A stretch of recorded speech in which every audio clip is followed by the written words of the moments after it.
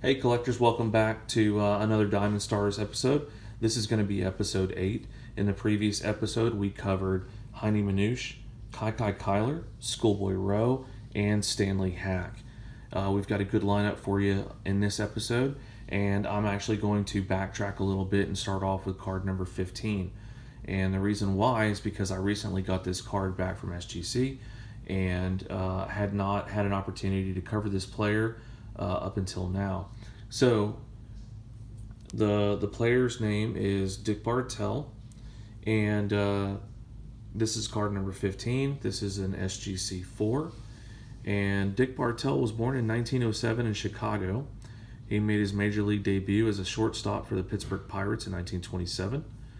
In 18 years playing in the majors, Bartell played for the Pirates, the Phillies, the Giants, the Cubs, Tigers, and then retired back with the Giants. He missed 2 years due to military service during World War II, so Dick, thank you for your service.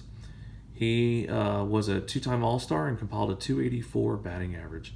And Dick Bartell died in 1995 at the age of 87. So on the back of this card, the fielding tip is about the shortstop's throws, talking about how exacting the throw has to be. And then on the front of the card, I especially like the contrast of colors. I do like the different colored socks that he's wearing. I like that small glove that he's got, and the yellow bleachers in the back. I really like that. So that was card number 15, Dick Bartell. And now I'm going to get back into numerical order, and starting back off with card number 35, and this is Earle Averill. This is an SGC 1.5. I will get into that here in a second as to why. But let's talk a little bit about the player. So Earle Averill was born in 1902 in the state of Washington. He made his major league debut in 1929 as a center fielder for the Cleveland Indians. Averill had a 13-year career. 11 of those were with the Indians. He also spent one season each with the Tigers and the Boston Braves. He was a 6-time All-Star with a .318 batting average. His number 3 was retired by Cleveland, and he was elected to the Hall of Fame by the Veterans Committee in 1975. Earle Averill died in 1983 at the age of 81. On the back of the card, the tip is about batting, talking about with a base runner on the first and no one out, the bunt is often indicated. So it's alluding to the bunt. And what I especially like about the front is the billboard. I really enjoy cards that have the old-time billboards on the cards. And I also really enjoy the pinstripes in his uniform. Now, why is this card a 1.5? So outside of someone writing their initials, as you can see on the bottom right of the card, CW, those are someone's initials. Who knows? When that person wrote their initials, could have been in 1935, but still, the card is very nice appearing. It presents very well, even for a 1.5. So I decided I'm just going to hold on to this one because I really like it. All right, and the next card is card number 36, and that's of player Ernie Lombardi. And a little bit about Ernie Lombardi. He was born in 1908 in Oakland, California. He made his major league debut in 1931 as a catcher for the Brooklyn Robins. Lombardi had a 16-year career in the majors, and aside from Brooklyn, he also played for the Reds, he played for the Braves, and the Giants. He was an 8-time All-Star and a 2-time batting champ. Ernie was a World Series champion and an MVP. He retired from baseball in 1947 with a .306 lifetime batting average. He died in 1977 at the age of 69, and he was posthumously inducted into the Hall of Fame in 1986. So on the back, it talks about choosing your bat. So this is a batting tip, and it talks about choosing your bat, that you have to be selective and make sure that the bat is light enough, which is interesting because it also talks about Babe Ruth and his 54-ounce bat. So now a little bit about the front.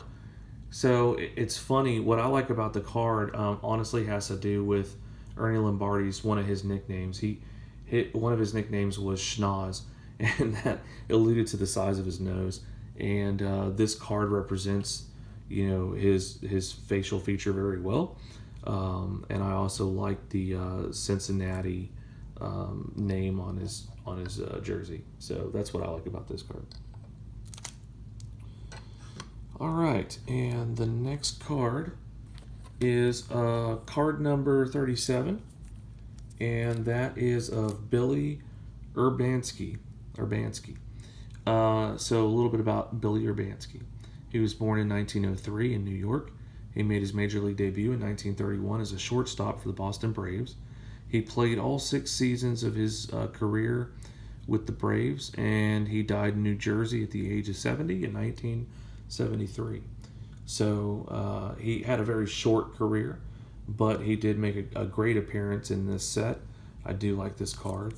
Now the back talks about shortstops and how strong of a throwing arm they have to be. Apparently Billy had a pretty good throwing arm. On the front, what I like about the card is I like he's in an urban setting, and I like that. I also like the smokestack with the smoke coming up from the smokestack. One more thing that I like too is the Browns logo on his jersey, and I like that person in the background who's in the background of the card. So, all right, so that was Billy. That was card number 37, and the last player is a controversial player. That player is Ben Chapman, and this is card number 38. This is a PSA 6, and a little bit about Ben Chapman. He was born in 1908 in Nashville, Tennessee. He made his major league debut in 1930 as an outfielder for the New York Yankees. He played 16 years in the majors. Aside from his time with the Yankees, Ben also played for the Senators, the Red Sox, the Indians, the Senators again, and then the Dodgers and Phillies. He was a 4-time All-Star and a 4-time stolen base leader. Ben was also a World Series champion, and he finished his career with .302 batting average. So he was a pretty decent player in his playing days. He did go on to being a manager, but before I get into that, Ben was also involved in one of the biggest bench-clearing brawls in baseball history up to that point, and I believe it was in 1933 or maybe 1934. But I'm going to do a separate video on that.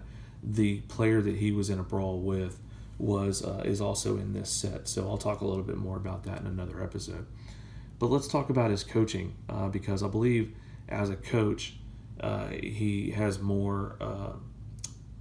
I don't know what to call it. He made a name for himself. Let's just put it that way. So he is probably best known. After his playing days, he managed the Phillies from 1945 to 1948. He is probably best known for being the racist antagonist of Jackie Robinson. As a coach, he instructed his pitchers to throw at Jackie. He later was forced to take a photo with Jackie as portrayed in the movie 42.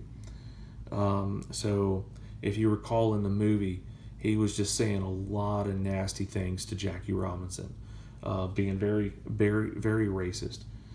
So Ben Chapman died in 1993 at the age of 84.